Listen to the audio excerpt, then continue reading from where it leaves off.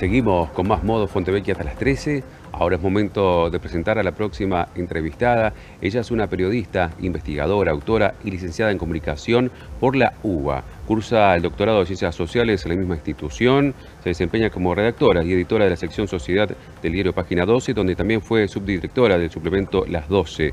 Se egresó en el ISER como productora y directora de radio y de televisión. Se ha desempeñado como docente de periodismo en instituciones como la Universidad Torcuato Di Tella y TEA Arte. Además, es autora de diversos libros de investigación periodística, entre los que se destacan Olivos, Historia secreta de la Quinta Presidencial de 2017, Vida de Ricos 2014 y su obra más reciente, Los Dueños de la Libertad de 2024, publicación que se centra en el movimiento libertario. Recibimos en Modo Fontevecchia a Soledad Vallejos.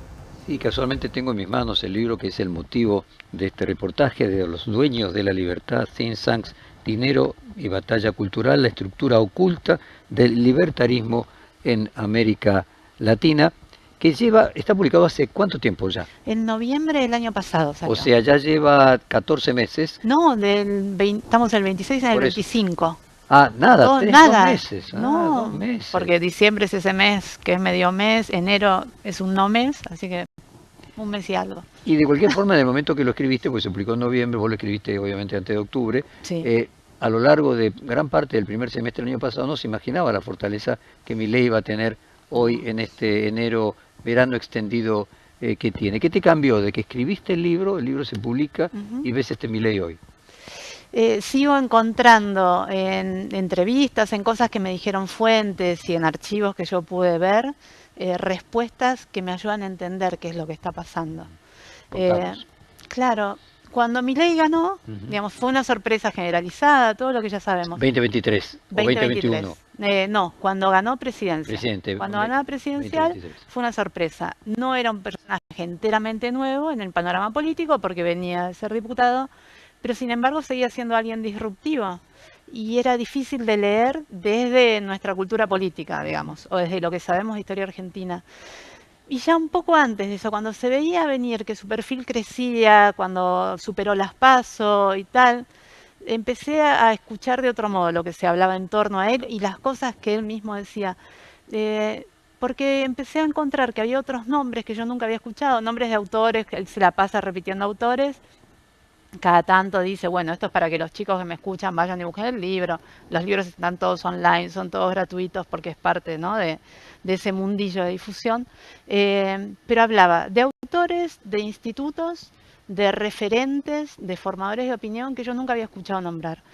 Y me interesaba entender qué pasaba con eso, más allá de que, digamos, yo trabajé mucho tiempo en Página 12 y ya no estaba en el diario, con lo cual no tenía que hacerme cargo de la coyuntura periodísticamente. Y eso me da más tiempo, ¿no? Cuando una está laburando en la coyuntura, ¿qué tiene que ver? Lo urgente. Lo urgente, el presidente, la hermana. ¿Quién es la hermana? ¿Quién es el asesor? ¿Quién es el otro asesor? No queda otra, hay que mirar eso. Al no estar en eso, tenía la libertad de tirar otro mediano plazo. Y empecé a notar en esos nombres que repetía muchas recurrencias, fundaciones, think tanks, referentes que no eran conocidos públicamente, digamos, no porque se ocultaran, sino porque se manejan en otro ámbito. Y entonces encontré otra historia y empecé a buscar algunos de estos referentes para decirles, me di cuenta de que no sale de un repollo, obviamente, esta presidencia, que el partido tampoco explica todo, digamos, la creación de un partido, el enojo del momento tampoco, el enojo de los votantes, sino que tiene que haber algo más, y buscando me doy cuenta de que ustedes, digamos, como ese universo, tienen 70 años de trabajo para esto, que sin esos 70 años de trabajo no hubiera sido posible esta presidencia, sin otras cosas tampoco, pero sin ese caudal simbólico y de trabajo y redes de think tanks transnacionales, no estaría. Y primero se sorprendieron porque, claro, yo vengo de otro palo, vengo del progresismo, digamos, pero soy periodista ante todo. Entonces puedo tomar la información como información, que era lo que quería, no sesgar, no hacer periodismo de trinchera, digamos, sino entender esto que para mí era tan nuevo, y no lo era. Y bueno, tuve suerte. Los entrevistados después, a sorpresa inicial, me decían, bueno, dale, hablemos, a ver, pero ¿qué querés saber? ¿Por qué? ¿Cómo llegaste a mí? ¿Por qué me buscas a mí? Esa fue una pregunta que me hicieron bastante, ¿no? Y era porque, bueno, encontré tu nombre, su nombre según el caso, porque en general era gente bastante más grande que yo, en tal escrito, en tal revista, que en 1950, en 1960 ya estaba cerca de esto, que fue el que lideró un think tank enorme, bueno, en realidad es como un meta think tank que se llama Atlas Network, otro. Y cosas así, y bueno, fui hablando con ellos a lo largo de meses. Viajé a Estados Unidos a ver archivos, a conocer in situ think tanks, a hablar con gente, a conocer un lugar que es una especie de semillero para referentes de estas organizaciones de todo el mundo, ¿no? No solo de América Latina, no solo de Argentina, sino de todo el mundo. Y bueno, me entretuve un poco. Escuchándote se me ocurre una metáfora que se utiliza en economía, eh, pero que me parece que es absolutamente aplicable, que es el bambú. Yo no sé nada de vegetales, pero parece que el bambú tiene la particularidad de pasar X cantidad de años eh, supuestamente sin crecer, está bajo tierra. Y creo que, no sé, pasan 7 u 8 años en que una persona planta un bambú y parece que no pasó nada, que el bambú se murió. Sin embargo, de golpe pega un salto y crece enormemente porque estuvo durante 7 años u 8, no recuerdo la cantidad, construyendo unas raíces que le permiten luego esa salida exponencial, ¿no? Si pareciera, por lo que vos decís, no 7 sino 70, que hubo 70 años de raíces, no digo subterráneas, pero que no eran lo suficientemente visibles, no tenían protagonismo, que terminan emergiendo ahora como resultado de un trabajo a lo largo de 70 años. Sí, lamento no haber sabido eso del bambú, lo hubiera metido en el libro a full, sin dudarlo. ¿Y cuáles son? Contanos un poco el perfil de ellas, de las más importantes a las más curiosas. A ver, para mí una de las cosas más curiosas es que toda esta movida del libertarismo, el liberalismo libertario que conocemos hoy, empezó con la Guerra Fría, ¿no? Ese es un corte súper importante. Y es cuando un grupo de gente muy pequeño, con acceso a recursos económicos bastante importantes, con poco prestigio académico, nunca fueron el mainstream académico, nunca, todavía no lo son, digo, escuela austríaca, ¿no? Y sus referentes. En 1946 fundaron en Estados Unidos el primer think tank libertario, que todavía existe, se llama The Foundation for Economic Education. Hoy está presidida por un joven brasilero que tuvo mucho que ver con el resurgimiento del liberalismo en Brasil, que no le gustaba nada a Bolsonaro y estaba trabajando para el resurgimiento de un partido liberal con otro tipo de candidato. Iba a ser un hijo de Bolsonaro, ¿no? Jair. Y el día que dijeron, bueno, pero nuestro candidato es Jair, se fue del partido, se dedicó a otra cosa y sin embargo trabajó después. O sea, en esa época él quería que fuera el hijo de Bolsonaro y no Bolsonaro. Eso fue medio raro, porque cuando Bolsonaro se porque mete... ahora finalmente va a ser el hijo de Bolsonaro. Claro, sí. Pero en esa época el candidato apuntado... Hace 8 años, sí. Bueno, tendría 40 el hijo de Bolsonaro. Claro, y ya era como un auxiliar, ¿no? Ya era una especie de sub-Bolsonaro, digamos. Era como un vicario. O sea, que hoy supongo que entonces debe estar muy contento con la candidatura del hijo de Bolsonaro, ¿no? No, porque él después de eso se peleó con el partido porque Bolsonaro, digamos, y este es un problema, por ejemplo, del liberalismo libertario brasilero. Cada uno tiene su especificidad. Cada uno tiene su especificidad y algo que aprendí haciendo el libro, que por ahí alguien liberal de cuna lo sabe y yo no lo sabía, es que el liberalismo es un mar vasto, amplio, hiperdiverso. Hay 500.000 millones internas y entonces las miradas son todas muy distintas, ¿no? Y este joven referente que se llama Diogo Costa, que hoy preside la Foundation, cuando Bolsonaro gana la presidencia, él no quería saber nada con la función pública, pero lo convocan para un trabajo en la Escuela de Administración Pública, podía remodelarla como quisiera y se vio como entre la disyuntiva de su vida, ¿no? Trabajar para cambiar el mundo y tener la posibilidad de intentarlo, hacerlo o no, decidió hacerlo. Y terminó y después no quiero volver más. Ahora se dedica por completo al think tank. Pero ese think tank sigue existiendo. Cambió muchísimo a lo largo de estas décadas. Modela mucho el universo. Lo que hace es incorporar jóvenes, ¿no? Durante mucho tiempo... ¿En qué ciudad de Estados Unidos está? Ahora está en Atlanta. Originalmente estaba en las afueras de Manhattan, en una mansión en la cual daban seminarios y, por ejemplo, desde Argentina y desde otros países del mundo iban algunos pocos elegidos a formarse en seminarios que la primera vez duró 6 meses, la etapa experimental. Eso fue en los 60 y uno de los pioneros en armar esos seminarios y en seleccionar a quienes iban era Venegas Lynch padre, o sea, el papá del prócer, el abuelo de Berti y de Joaquín, ¿no? El de Trapiche. Él formaba parte de su comité porque tenía su propio think tank acá, que había hecho a imagen y semejanza de la Foundation. ¿Ves? Es una cosa como, tenés un amigo que te cuenta, mira, estoy haciendo esto, te interesa, volvés, lo traes. Todo el tiempo, redes. Y todo el tiempo estaban carteándose, no había internet. Pero hay un archivo de cartas que es una maravilla. A cualquiera que le guste un poco chusmear esas cosas, es no terminar. Y eso demuestra también cómo, por ejemplo, estaban vinculados con México y se tiraban ideas, mira, a mí me funcionó esto, ¿por qué no probás tal cosa? No, tal logrador no está tan bien, bueno, tal sí.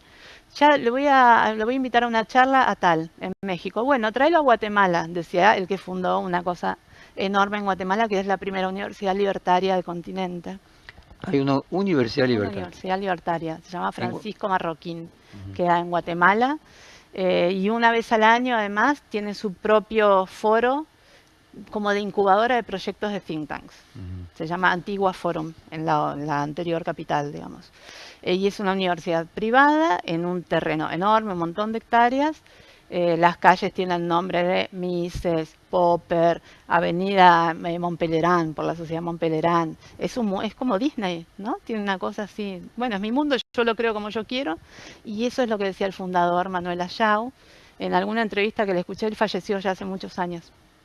Pero bueno, dejó un legado, algunos de sus hijos están trabajando en la universidad, una de sus hijas es monja libertaria y ortodoxa, o sea, es como un personaje muy interesante también. Y Ayau decía, bueno, es mi universidad, es mi plata, yo hago lo que quiero, acá solamente se va a estudiar lo que yo quiero, otra cosa no, entonces la currícula es así, así. Y así como en las universidades religiosas, hay materias de teología, por ejemplo, en lugar de filosofía. Y es obligatorio. Bueno, en esta universidad es obligatorio un ciclo para todas las carreras, medicina, economía, lo que digas, sobre Mises, Hayek, economía austríaca. Es una formación pura y dura en libertarismo. ¿Sí? Qué interesante. ¿Qué otras, además de esta, cómo era que se llamaba? Economic Foundation. Sí, la Foundation for Economic Education. For Economic Education. Sí, está online hoy. Y además de esta, es de Universidad Libertaria de Guatemala. Bueno, está eso. También en Estados Unidos hay una que se llama Mises Institute. Que de esa he visto cosas. Claro, esos es referente actual de ese think tank, Hans Hermann Hoppe, que es un discípulo directo de Rothbard, o uno de los que dicen, Rothbard era mi maestro, yo soy el discípulo y se pelea con otros por eso. Es el que cada tanto lo chusea a Milley y dice, no, Milley es un personaje, dijo el año pasado, un showman de ribetes payasescos. Eso el año pasado. Y el año pasado le dijo keynesiano, que es infinitamente peor. El peor insulto. Claro, lo mató. Y sin embargo, Milley hace como, bueno, no, y el otro día lo citó. Escuché que citaba a Hans Hermann Hoppe. Ese es un think tank muy chiquito, forma gente, está en un pueblo de Alabama que se llama Auburn, que es un pueblo, una ciudad, perdón, que creció en torno a una universidad. Según la gente del instituto, esa universidad es muy de izquierda, demasiado progresista. Desconozco, digamos, por lo que yo vi no tanto, pero el instituto es un lugar que fue creciendo con los años, que consiguió donaciones, algunos de los primeros referentes, además de Rothbard, que terminó ahí porque se venía peleando con gente desde Manhattan hacia el sur, y cada vez que se peleaba migraba, gente del mismo universo, ¿no? Estaban Rothbard, gente de la Foundation, algunos de estos millonarios que hicieron posible también la persistencia en el tiempo de esto, porque para que, por ejemplo, Hayek vivía en Londres, ¿no? Hasta que por una cuestión personal terminó viviendo en Estados Unidos.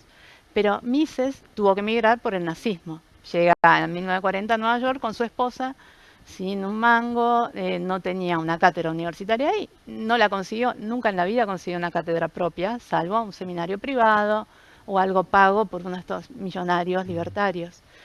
Pero bueno, él ahí tenía esos discípulos, ¿no?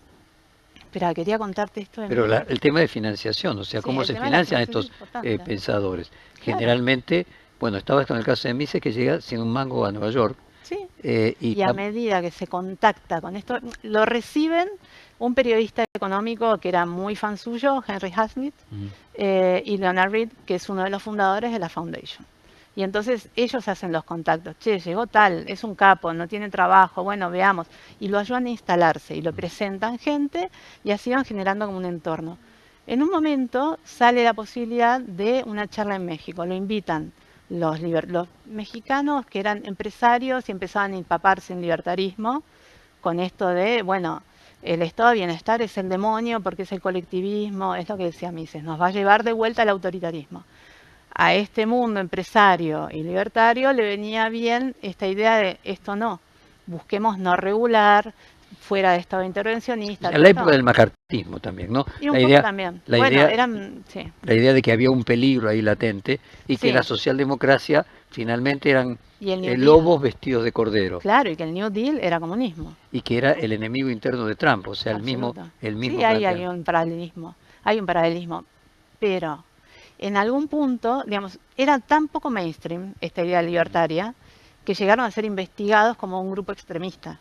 Tenían bastante... El FBI mismo lo investigaba. Claro, hay 20.000 historias, son todas novelas espectaculares. ¿Eh? Te digo que yo podría no haber cerrado nunca el libro, así quedara en un loop. Hubo un periodista que había sido soldado, lo habían llevado conscripto a la Segunda Guerra, cayó en el batallón en el que estaba Dashiell Hammett. Se hizo amigo de Hammett, empezó a leer, él y sus amigos. Y en algún momento, cuando tenían que hacer un partido de no sé qué, no dejaban jugar a los soldados negros con ellos. Y este tipo, Gordon Hall, dice, bueno, intentemos, y Hammett, según Gordon Hall, dijo, no, deja que sean víctimas, así es más fácil después hacer ruido. Y él volvió muy preocupado diciendo, esto es un extremismo de izquierda y tal. Vuelve a Estados Unidos, consigue trabajo, el dueño, trabajaba en una fábrica de aviones, una cosa así. El dueño resultaba que era un poco nazi, y entonces se quedó también preocupado por el extremismo de derecha. Y en algún momento pegó un contacto con gente que estaba investigando grupos que se reunían, que era muy de la época macartista también. Y se empezó a dedicar a esa investigación y hizo de eso su vida, y en algún momento colaboró con el FBI. Una tesis. No, una conjetura modesta. A ver. Voy al bambú, ¿no? ¿En qué momento todas esas redes subterráneas de raíces pegan el salto y florecen y salen a la superficie? Puede ser que el proceso derivado de que los contactos había que tomar barcos para ir de Europa a Estados Unidos, trenes para ir a México, cartas que tardaban 10 días en llegar de un lado al otro. Todo ese proceso se acelera a partir de Internet y que por lo tanto Internet permite que grupos pequeños, marginales en cada país, pero sumando muchos países como los terraplanistas. Bueno, hay 10 por país, pero si vos sumás los 200 países, bueno, te encontrás con 2000, entonces ya empieza a ser una red que tiene una capacidad de generar comunicación y visibilidad que sin Internet no hubiera sido posible. Por un lado no hubiera sido posible esa aceleración, pero en algún punto previeron esto, y esto es muy impresionante.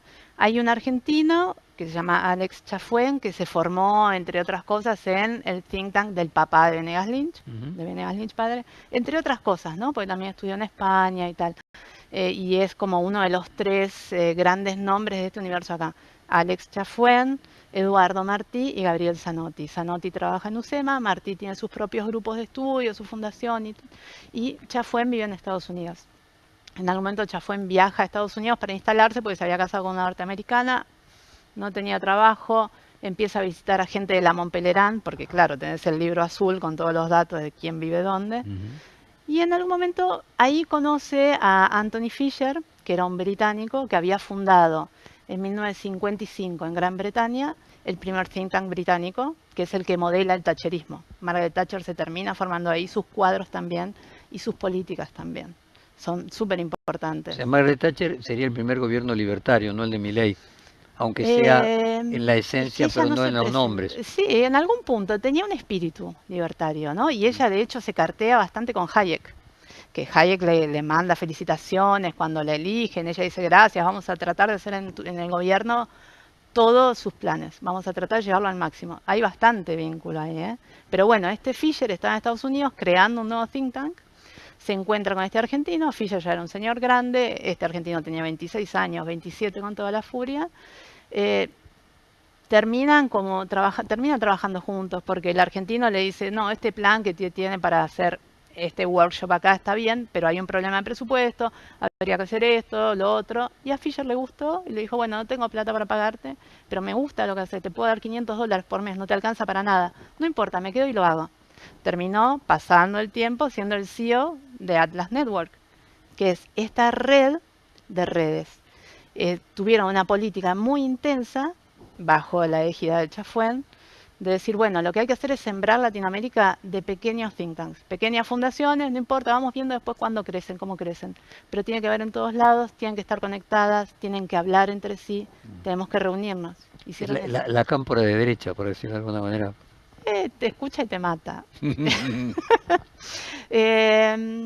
Con más profesionalismo que acto de fe, me parece. Pero ¿no? con una idea clara de que la organización de base es fundamental. Bueno, la organización vence al tiempo, sí, eso sí. Y organización de base, ¿no? Y de abajo para arriba. De abajo para el bambú, ¿no? Sí, un abajo un poco raro, ¿no? Un abajo de empresarios, tampoco bueno, un abajo un abajo en el sentido de cosas pequeñas. Sí, desde ya. Que la suma de muchas pequeñas. De reunión. Y en una de las primeras, en el primer taller que hicieron en Latinoamérica, en el 87, en Jamaica, un destino, ¿por qué Jamaica? Me explicaron y todavía no me quedó muy claro, pero la habrán pasado bomba en Jamaica, ¿no? Está bien, ¿dónde la vas a hacer? Ahí empezaron a hablar de Internet. Uno de los temas importantes ahí era mostrar cómo estaban empezando a extenderse estas cosas de, bueno, hay computadoras vinculadas, vos podés hacer esta red, ¿cómo podemos usar esto? Pero a ver, tratemos de conectar esta red que lleva 70 años de construcción, donde cada generación se subió a los hombros de la anterior. Diría Peter Drucker, un camino de aproximaciones sucesivas al éxito. Esquivo, bastante esquivo. Bueno, pero Peter Drucker decía, no existe Vini Vidi Vinci. O sea, el éxito siempre es un camino de aproximaciones sucesivas en las que se van dando con muchas dificultades hasta que vos llegás al objetivo. O sea, bueno, Nietzsche decía que lo pequeño que perdura es ese grande. Sí. Así que bueno, con esa persistencia, esa convicción de que había un futuro allí. Bueno, ¿cómo se conecta Milei con todo esto? Y hasta donde yo comprendo, Milei era profesor adjunto de la cátedra de Diego Giacomini, que se asume como verdadero libertario y que más o menos es la misma crítica de Hobbes, de que Milei no es libertario, que es una estafa del libertarismo, que se dice libertario, pero que usurpa la nomenclatura. ¿Cómo llega Giacomini y cómo llega Milei al libertarismo o las ideas libertarias? De Giacomini no sé, pero sí es cierto esto que es el precedente, ¿no? Que Milei no había escuchado nada sobre eso. De hecho, tengo entendido el que lo introduce. Claro, es él, porque le da un texto, una traducción de Rothbard, un libelo, una cosa muy pequeña, ¿no? Pero ante todo es la casualidad. Tenemos como dos vías paralelas. Por un lado, la construcción de esta de 70 años y tal, que deriva en militancias, ¿no? A los libertarios de vieja cepa no les gusta mucho asumirse como militantes, pero son militantes. Por eso dije la cámpora de derecha. Claro, hay una intensidad ahí y dedicas muchas horas de tu vida, no necesariamente algo exitoso. Por ahí te sale una bien y 50 mal, y sin embargo esa gente sigue. Una de esas personas había puesto una librería, se llama Rodolfo Distel. Es alguien que había trabajado en política en su juventud en Argentina, de hecho trabajó en la época de Alfonsina en Casa de Gobierno, ¿no? Digo, tenía como una llegada. Después se fue a trabajar afuera en empresas de energía, digamos, estaba en el sector privado. En 2012 vuelve a Argentina, completamente desilusionado, no veía una salida en Argentina, pero terminan quedándose acá, él y la familia. De casualidad le pide a un amigo si no le hace un favor, era el encuentro de la Sociedad Montpellier acá, 2011, de la Montpellier acá. Le dice, no me vendes estos libros, yo no puedo ir. Bueno, va, los vendes, un éxito. Y otros que vieron lo que había hecho, le dijeron, nos interesa lo tuyo, porque tenemos un sello, está en quiebra, queremos que siga acá. Bueno, es un sello español fundado hace 1000 millones de años por el mentor de Jesús Huerta de Soto, ¿no? Unión. Y entonces Distel dice, bueno, yo lo tomo, pero le voy a sumar al catálogo cosas mías. Tengamos cosas en común y yo decido también sobre acá. Bueno, perfecto. Distel se convierte esa librería en el motivo de su vida, ¿no? Compra un fondo editorial para vender otras cosas y además esto. Esa librería estaba en Salguero, ahí cerca de la Guadalupe, en Barrio Norte. Y un día, Milei, que había leído eso de Rothbard, dijo, ¿dónde puedo conseguir más? Alguien le dijo, andate a la librería tal. Y Milei pasó por esa puerta, empezó a conversar con Distel y ahí viene la famosa anécdota de que calculó cuánto le quedaba hasta fin de mes para comprar comida a los perros, para comer él, para tomar un taxi, y el resto lo destinó a libros, ¿no? Ahí empezó una conversación que no terminó nunca, y de la mano de Distel, no terminó nunca porque siguen en contacto, de la mano de este librero, Milei entró al mundo de las fundaciones. Empezó a conocer a toda esta gente, empezaron a invitarlo a reuniones, empezaron a llevarlo para que dé charlas. Primero había 10 personas, después hubo 50, después se llenó de 100 pibes, después un hombre convocaba. Todo esto mientras Milei era panelista televisivo, ¿no? Ahí como tenés el encuentro de dos mundos de parias, porque Milei no existía, digo, tampoco académicamente, y el liberalismo libertario nunca fue mainstream en el liberalismo local, ni en la academia, local o extranjera, ¿no? Sonrío porque mi primer encuentro con Milei, él me te regaló un libro, ¿no? De von Mises. Entonces siempre el planteo era el libro, o sea, finalmente se parece como una religión. Viste que la religión judía se dice que es la religión del libro, ¿no? O sea, lo que hay aquí como elemento de unión son siempre letras, cartas, palabras, conferencias, encuentros que no quedan registrados también, pero siempre con palabra. Sí. Siempre Sí, con hay palabra. intercambio. O sea, tiene algo, quiero decir, ¿hay algo religioso?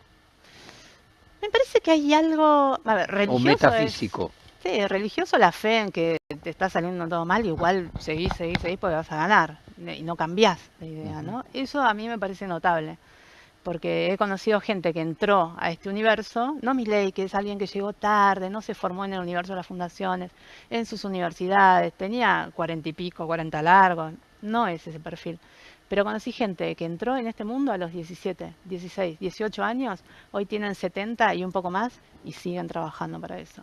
O sea, esa es una decisión fuerte, ¿no? ¿Cómo ven a Milei? O sea, ¿cómo ven a Milei? Depende de quién. O sea, no necesariamente se sienten identificados con él. No, pero sí, en general dicen, bueno, es alguien que cree en las ideas. Se usa todo el tiempo esta expresión para denotar las ideas liberales, libertarias, basadas en la escuela austríaca, dicen las ideas.